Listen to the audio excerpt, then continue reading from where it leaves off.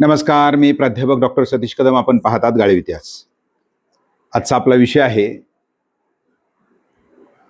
अशा प्रकारची नाणी घेतल्यानंतर या नाण्यावर जे एक चिन्ह असतं त्याच्यावरनं हे पैसे कुठे बनले हे आपल्याला समजतं.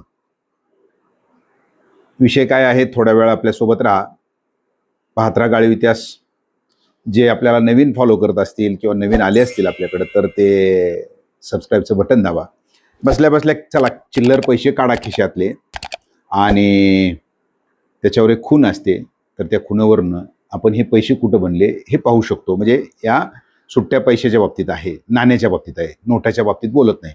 त्याच्यानुसार भारतामध्ये जवळपास 4 ठिकाणी या टांगसाळ ज्याला आपण म्हणता येईल किंवा मिंट म्हणतात त्याला, तर या टांगसाळ आहेत. म्हणजे टांगसाळ म्हणजेच ज्या ठिकाणी नाणी तयार होतात तर त्या टांगसाळ त्या ठिकाणी आपल्याला पाहायला मिळतात.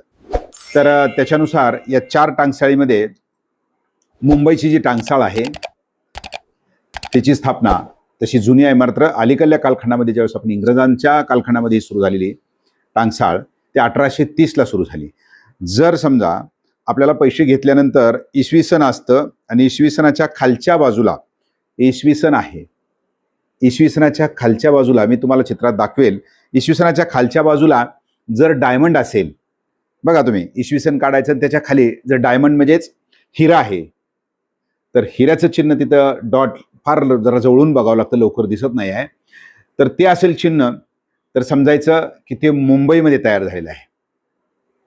डायमंड हे मुंबईमध्ये तयार झालेल्या टांगसाळीवर चिन्ह असतं.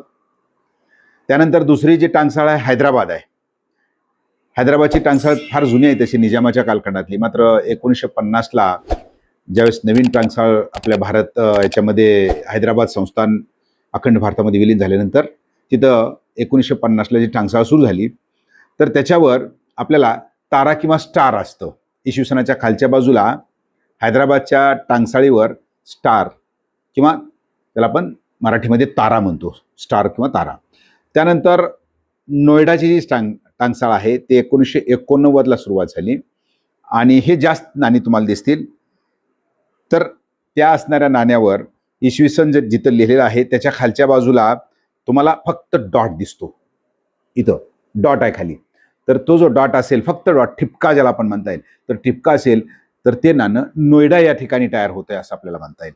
आणि तिसरा जी टांगसाळ आहे ती आहे कलकत्ता या ठिकाणची. कलकत्त्याची टांगसाळ फार जुनीच आहे तशी, तर ब्रिटिशांनी सुरुवात केली होती 1757 नंतर. मात्र अलीकडे 1930ला जी आधुनिक टांगसाळ सुरू झाली तर कलकत्त्याची टांगसाळ चिन्ह किंवा तयार झालेलं नाणं कसं ओळखायचं, त्याच्यावर कुठल्याही प्रकारचं चिन्ह नसतं, फक्त इसवी सन लिहिलेलं असतं. तर असे जसे माझ्याकडे आता 3-4 तशा प्रकारची नाणी आहेत, तर इथं आपण पाहतोय तर याच्यावर कुठलंच चिन्ह नाही आहे, फक्त इसवी सन लिहिलेलं असेल किंवा पैसा लिहिलेला असेल. आता ही 2 रुपये आहे बघा, इथं बघा ही 2 रुपयाचं, तर तिथं या ठिकाणी कुठलंही चिन्हच नाही याच्यावर. तुम्ही स्वतःकडचे नाणी बघा, इथून जवळ ओळखायला येत नाही आहे, त्यावर कुठलंच चिन्ह नाही, नुसतं इसवी सन लिहिलं असेल आणि ते पैसा 2 रुपये 5 रुपये लिहिला असेल.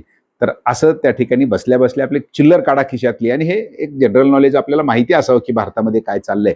त्याच्यानुसार पुन्हा एकदा रिपीट करतोय की मुंबईची टांगसाळचं जर नाणं असेल तर त्याच्यावर डायमंड किंवा हिरा असतं. हैदराबादची टांगसाळ असेल तर त्यावर स्टार किंवा तारा असतो. नोएडाचं जर काही पैसे असतील आपल्याकडं नाणं असेल तर त्याच्यावर एक डॉट किंवा ठिपका असतो. आणि कलकत्त्याच्या टांगसाळीतलं जर असेल नाणं आपल्याकडं तर त्याच्यावर कुठल्याही प्रकारचं चिन्ह नसतं. अगदी सोपं आहे या ठिकाणी. तर अशा रीतीनं हा व्हिडिओ आपल्याला अगदी थोडक्यात जनरल म्हणून आपण या ठिकाणी घेतला. हा व्हिडिओ आपल्याला कसा वाटला निश्चित सांगा, लाईक करा, शेअर करा आणि नवीन असतील त्यांनी पुन्हा एकदा विनंती सबस्क्राईब करायला विसरू नका. पाहत राहा गाळीव इतिहास.